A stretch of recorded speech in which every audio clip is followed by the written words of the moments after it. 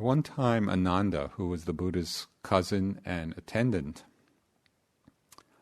and who was with the Buddha all the time and always asking the questions that everybody else wanted to ask, but he was the one who would actually do it. He had this conversation with the Buddha. "What, O Venerable One, is the reward and blessing of wholesome morality?" The Buddha replied, "Freedom from remorse, Ananda." "And what is the reward and blessing of freedom from remorse?"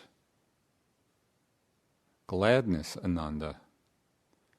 "And what is the reward and blessing of gladness?" "Rapture, Ananda." And so he just goes on through this long list, which I'll continue later in the talk,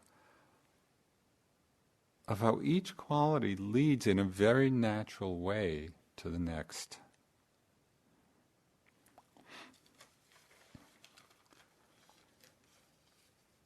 In the last talks on these factors of enlightenment, there was a detailed discussion on this particular factor of rapture. So tonight I want to continue with the next factor in the unfolding sequence. And it's one that plays a crucial role in the path of liberation, yet it is often overlooked or underemphasized in our practice. And so I found it very interesting to really investigate and explore what this particular factor is and how it manifests for us. And this is the enlightenment factor of calm. And the Pali word for calm is passaddhi, and it can be translated as serenity, as calm, as tranquility, as composure. It's the soothing factor of mind that quiets down disturbances, and it manifests in the mind as peacefulness or coolness, manifests that way both in the mind and the body. It's like sitting down in the shade of a cool tree on a hot, sweltering day. Now just imagine, we're not quite there yet, but we will be. Just really hot, and then just sit down in the coolness of the shade and that feeling of ease. Or it might be the feeling of a mother, soothing a feverish child with a cooling touch. It's just that sense of cooling out, of calming down. This factor of passaddhi encompasses both physical composure and also mental tranquility. It's this quality of calm or tranquility that keeps the mind composed and unruffled in times of difficulty. And we can know this, and we can intuit it just, when we're with people who may be in very difficult circumstances, but who are well established in calm. It's like they just stay unruffled. They can deal with what's arising. But there's a composure in the mind in doing it. And in the Abhidhamma, the Buddhist psychology, it's also described how this factor, enlightenment factor of calm, also brings with it other associated wholesome states of lightness of mind and body, wieldiness, proficiency. And the last one is quite interesting, the last quality it brings, which is sincerity. Now the first three of these qualities seemed obvious to me.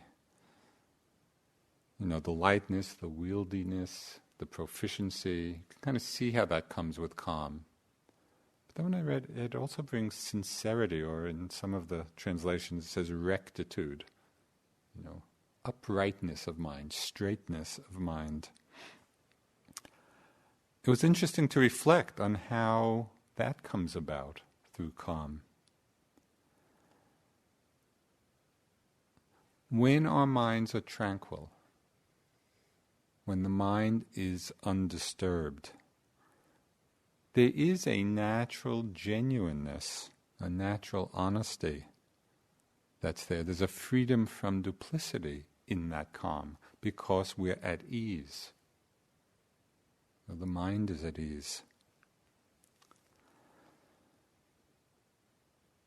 Sometimes in meditation teachings, we hear of the danger of becoming attached to this wonderfully calming, peaceful state of mind.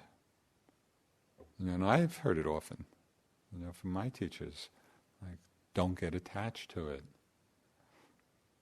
And it's an important caution. But still, the Buddha gave this particular quality a lot of importance. He emphasized it by including it in the 7 factors of awakening. So it's not a sideshow.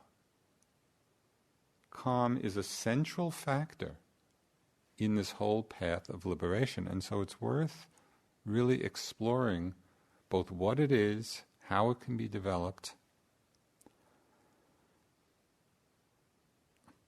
The happiness that comes from a tranquil mind plays a key role in this whole path of awakening. I've understood both the caution and the importance of calm as my own practice unfolded, over all these years. Because when we first touch this space in ourselves, this space of deep tranquility, it can be so enticing. There is such a profound sense of relaxation, of relief, of ease, especially as we contrast it with the speed and the distractedness of our daily lives. Finally, some calm. Or we contrast it just with the struggles that we often have in our meditation. When we finally come to this place of tranquility, it feels like such a relief. The danger at this point, and this is the caution, is that we start practicing only for the calm. It's so delicious. It feels so good, so easeful, that if we don't really understand the whole path, then we're practicing only for that. We become attached to it and identified with it, forgetting that the calm itself is still just another constructed state. So it's easy to sink into just enjoying it. And we can forget to bring mindfulness to it.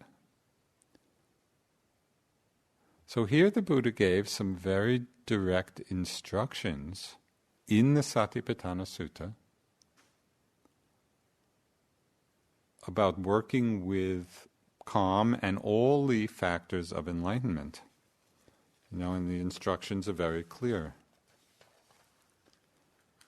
He said, if the tranquility factor or any of the others is present, one knows the tranquility factor is present in me. If not present, one knows it is not present in me. One knows how the unawakened factor of tranquility can arise, and how the arisen factor of tranquility can be perfected by development. So the Buddha is talking directly to us and directly to our practice. He's saying, be mindful. When calm is present, know it's present. When it's not present, know it's not present. If it's not there, know how we can cultivate it. If it is present, know how we can bring it to perfection, to fulfillment.